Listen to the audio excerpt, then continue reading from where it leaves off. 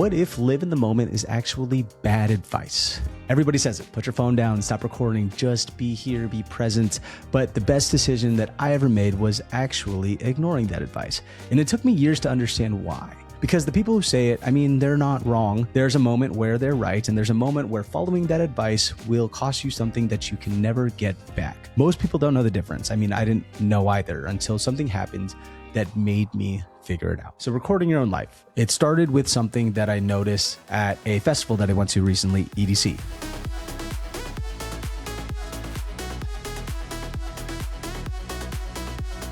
Go to any festival right now, look around, a ton of people have their phones out recording the performers. And someone always has to say this for some reason.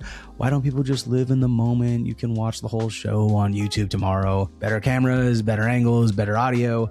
But the argument falls apart immediately, because if better footage was the point, nobody would ever record anything ever again. The professional version already exists. We record anyway. So it's not really about better footage. Then what is it? Here's what I think is actually happening. So watch a Strangers Festival video and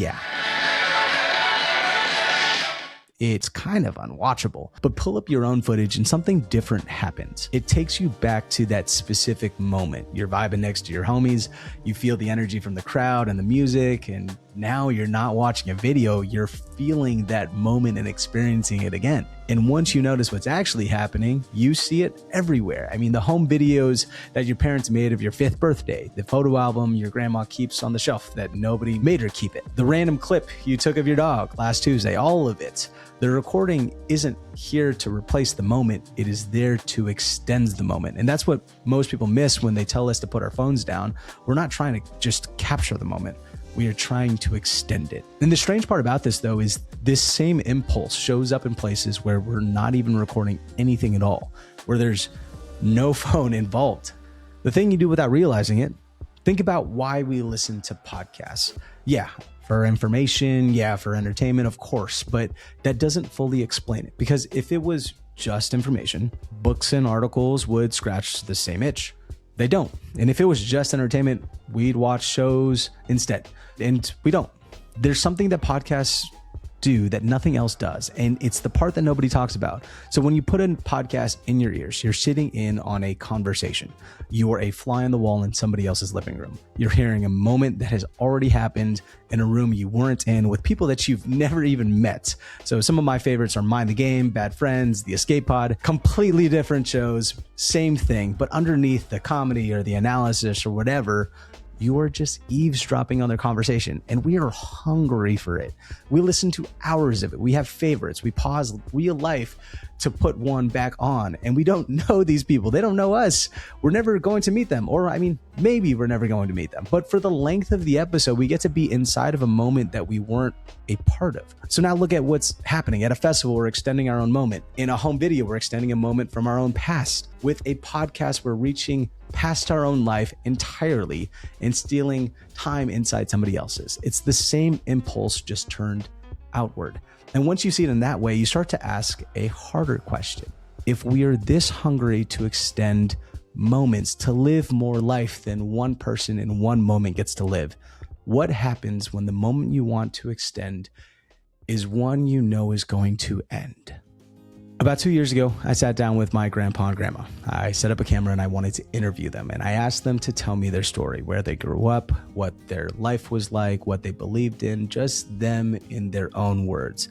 And I remember one of the questions that I asked him, if you had one piece of advice for me as I become a parent or even a grandparent one day, what would it be? Well, what we can say is what we did to them and what I did to my grandsons, I hope they will do the same to them. Because love is very important. When you love your grandson, you're willing to sacrifice to pick them up, to take care of them. Yeah. Okay. Love is very important to the grandkids or the grandsons. And then he pulled out a photo album and he showed all of us this, and he just said that this was his legacy, and if he didn't have this, there was nothing. Well, he recently passed now. I have his actual voice, I have his personality, his laugh, the way he told the story, and now I can press play and he's right there. A moment that was going to disappear doesn't have to anymore. And so here's what I didn't know when I set up that camera. With the festivals, the home videos, the podcast of strangers that I'll never meet. I mean, those were all of the same impulse, half conscious, mostly without realizing what I was doing, trying to just extend moments, trying to live more life than one person in one moment gets to live. And so the interview with my grandpa was the same impulse used on purpose, knowing what the moment was, knowing it wasn't going to last and just doing it anyway. Or really doing it because I knew it wasn't going to last. And that's what extending a moment actually looks like when you mean it. And the wildest part is like, I didn't know it was going to be one of the last full conversations that we were going to have. And honestly, we never really do. We never know when it's going to be the last time. We think we have time. We think we have another holiday. We think we have another visit, another chance to sit down and really talk. And so the question really shouldn't be, should I be recording this? I mean, we already are. We record festivals, scroll through old photos, listen to a podcast of just people you've never met. And so the impulse is already in you. The question is, are you using it on the moments that actually matter?